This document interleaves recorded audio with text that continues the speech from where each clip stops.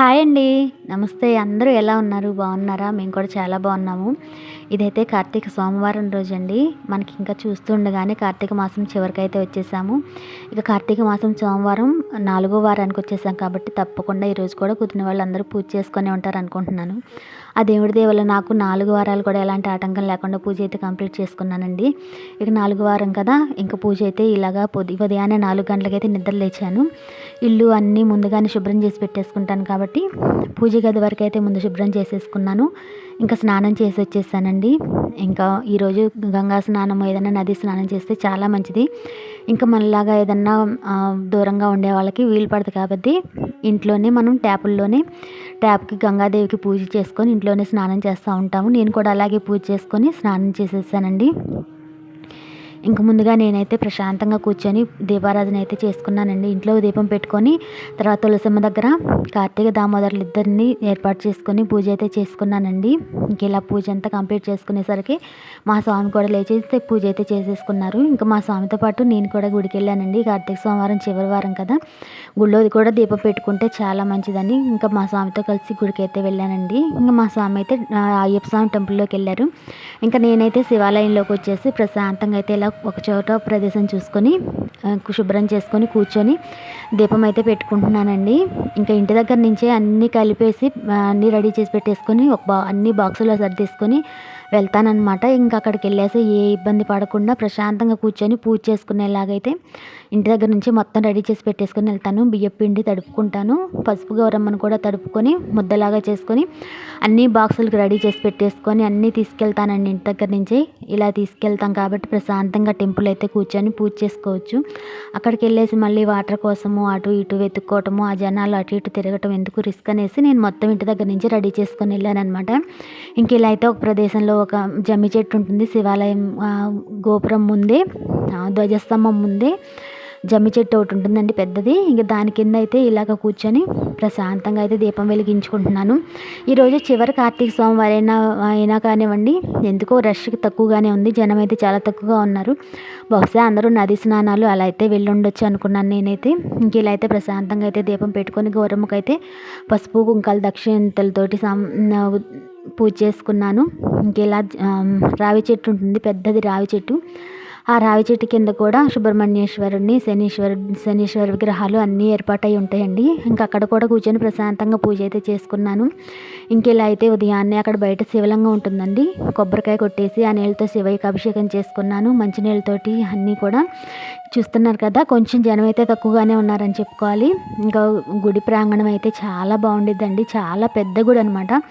ఈ గుడిలోనే ఇంతకుముందు అసలు జనం మామూలుగా రారండి. చుట్టుపక్కల దగ్గర ఊర్లు జనం అంతా ఇక్కడికే వస్తారు. పెద్ద గుడి ఇక్కడైతే. ఇంకా ఆ రోజైతే ఎందుకో కొంచెం తక్కువగానే ఉన్నారు. ఇంకా ఈ గుడిలోనే 4 శివలింగాల రూపంలో ఆ శివయ్య అయితే దర్శనమిస్తాడు. ఇక్కడైతే బ్రహ్మసూత్ర శివలింగం కూడా ఉంటుందండి.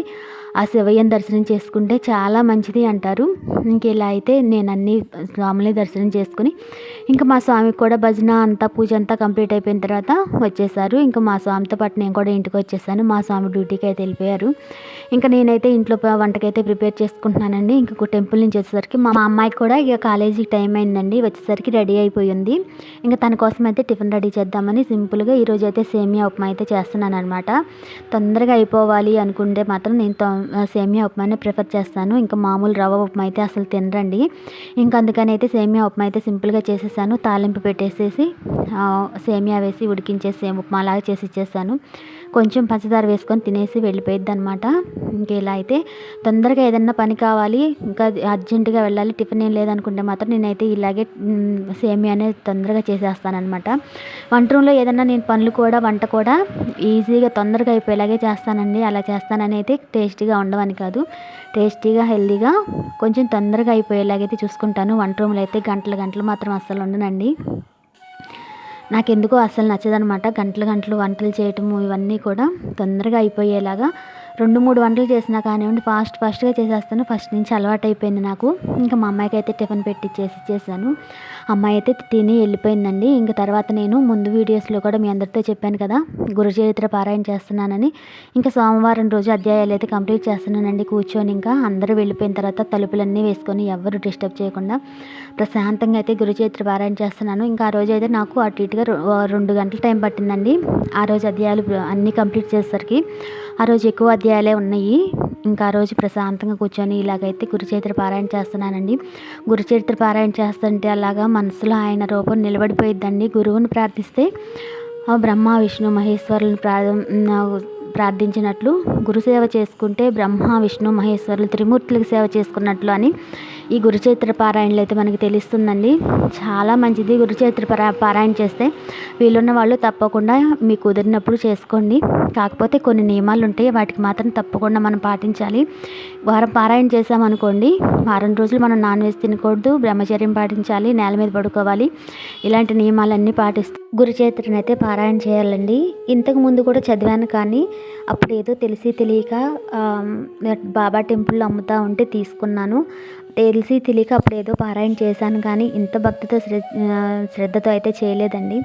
ఈసారి మాత్రం ప్రశాంతంగా ప్రతి విషయాన్ని అర్థం చేసుకుంటూ ప్రశాంతంగా అయితే గురుచరిత్రను అయితే పారాయణ చేశానండి. ఇలా చేయాలి అనుకున్న వాళ్ళు తప్పకుండా చేసుకోవచ్చు, ఎవరు వీలుని బట్టి వాళ్ళు.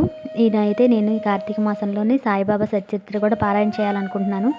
ఇంకా అంతా ఆ బాబా దయండి. మనం అనుకుంటే ఏది కాదు, అంతా ఆయన చెప్తే ఆయన ఆజ్ఞ ప్రకారం మనం చేయాలన్నమాట. ఇంక ఆ రోజైతే నాకు 2 గంటల టైం అయితే పట్టిందండి. ఇంకా పారాయణ అంతా కంప్లీట్ చేయడానికి. ఏమీ తినకూడదు కాబట్టి ఏమీ తినకుండా పారాయణ చేయాలి. ఇంకా ఆ రోజైతే పారాయణ అంతా కంప్లీట్ అయిపోయింది. 11 అయిపోయింది. ఇంకా కొంచెం లైట్గా టిఫిన్ చేసేసి ఇంకా ఇడ్లీ పిండి అయితే ప్రిపేర్ చేస్తున్నానండి. ఇంక ఇంట్లో పిండిలన్నీ కంప్లీట్ అయిపోయినాయి. ఇంట్లో ఏమి లేవు స్వామికి భిక్ష కోసం. ఇంకా రోజు ఉదయం నిద్ర లేచి ముందు మినపప్పు నానబెట్టేశాను. ఇడ్లీ రవ్వ కూడా పప్పుతో పాటే పెట్టేస్తానండి. అలా నానబెట్టామనుకోండి ఇడ్లీలు చాలా బాగా వస్తాయి, మంచిగా స్మూత్గా తెల్లగా వస్తాయి అన్నమాట. ఇడ్లీ రవ్వని మంచినీళ్ళతోటి నీట్గా వాష్ చేసుకొని 4-5 సార్లు గట్టిగా పిండి ఇడ్లీ రవ్వ కలిపామనుకోండి, ఇడ్లీ పిండితోటి ఇడ్లీలు అయితే చాలా బాగా వస్తాయండి. నేనైతే కొంచెం మినపప్పు ఎక్కువే వాడతాను ఇడ్లీల్లోకి. మీ ఇడ్లీలు బాగా మెత్తగా రావడానికి.